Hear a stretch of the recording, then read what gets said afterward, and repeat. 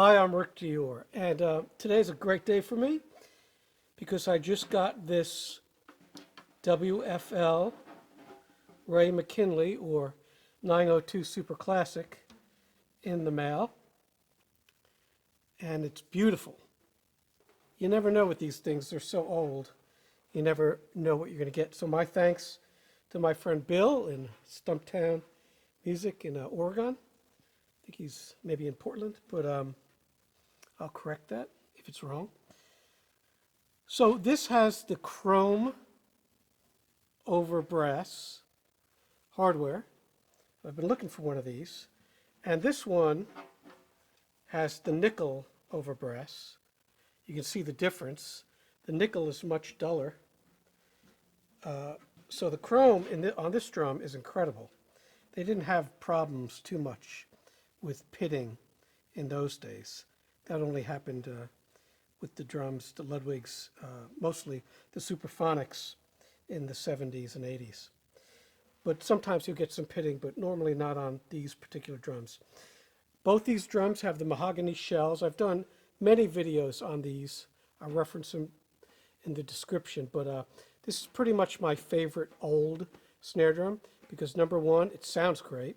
Number two, it's fully functional.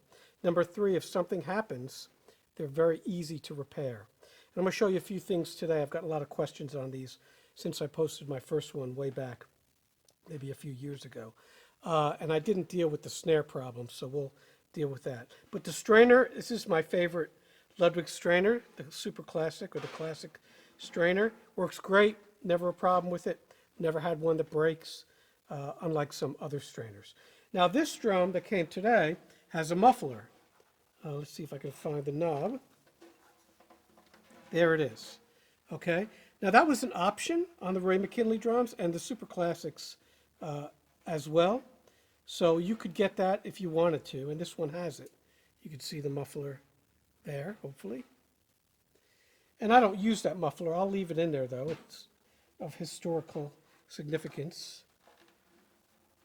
But other than that, drum's in great shape. You see this marine white pearl finish sometimes would turn a little yellow. This one's a little cleaner, but it's part of the character of the drum. So those other videos, you can refer to those. I'm not going to go on and on because I've done a lot of that. But we are going to show you the strainer.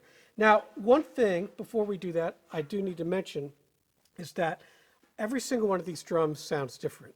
Even if they're tuned the same, these have the same top heads on here.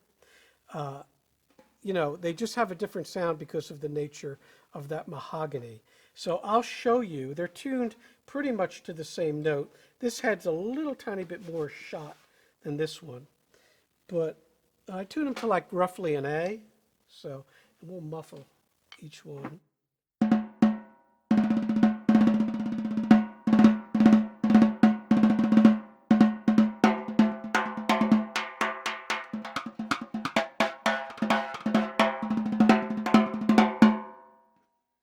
And you'll see this one has more of a wholesome kind of tone.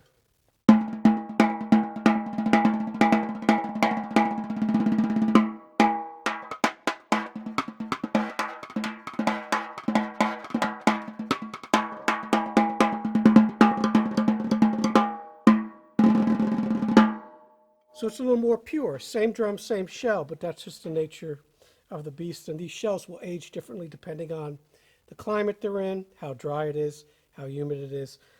So this one seems to me, I've only had it for a couple hours now, it seems to me a little more full.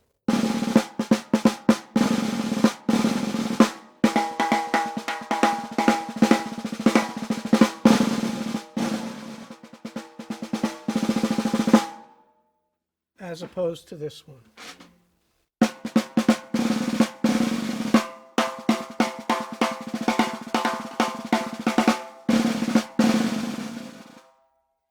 Now generally you can tune these drums up really high without them choking out. That's one of the beauties of this wood, this old mahogany. So you can get a really nice high feel to the drum, very tight. It doesn't choke, it still sounds full. And of course, you can tune them way lower and they sound really fat. And you can hear those tunings in some of my other videos about these drums. So let's get to the snare problem. So a lot of times, these drums will not have the original snares. These are the original snares, incredibly hard to find. You have this plastic piece. It basically was a little bit longer than a regular 14-inch snare by about an inch. And it's got a little screw here that's screwed into the strainer. But a lot of these drums, the snares are shot. These happen to be perfect. This is my old one. Now, when the new one came, I was a little surprised because it had some sort of jury-rigged snare thing that someone had done. And not this, I fixed that, but it was maybe pure sound snare. Someone had poked a hole and tried to fix it. That's a real common thing that people do. I'm going to put this drum on this stand. Instead of trying to use the original snares, which are hard to find. So I have a solution to this, and we'll show you what it is. So first of all, the snares that I like to use as substitutes for these old drums are these Fat Cat. It's a company that makes snares. I have no affiliation with them whatsoever, but they make these snares. They're called dual adjustable snappy snares. And they have this little thing here, and let me turn this other camera on so I can give you a close-up of it. And they are adjustable. But the good thing about them is that the metal part is a little steeper than most of these. So you'll be able to see this. You see that adjustment? That works with an Allen wrench. And basically you just put it there. And you can actually adjust the tension of the snares. Kind of like the Dynasonics, the old Rogers Dynasonics. And these aren't that expensive, so it's a great way to go with the old snares. I always adjust them a certain amount, and normally on the looser side, so you just turn it like that, okay?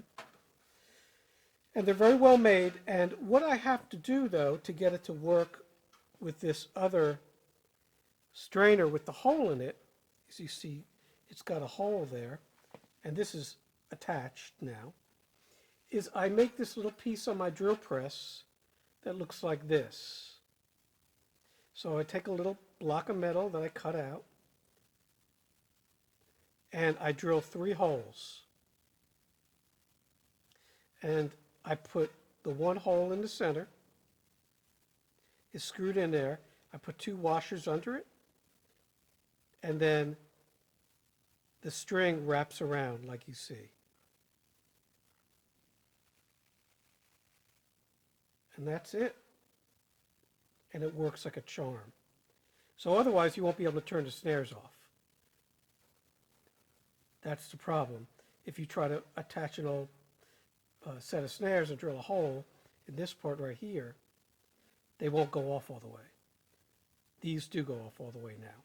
So once again, you see the washer under here. Hopefully that's coming across. That makes room for the string.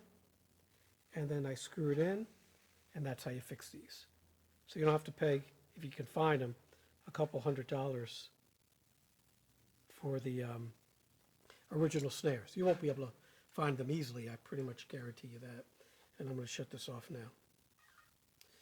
So that's the best way to fix these. I have several drums, maybe 10, with the classic strainer.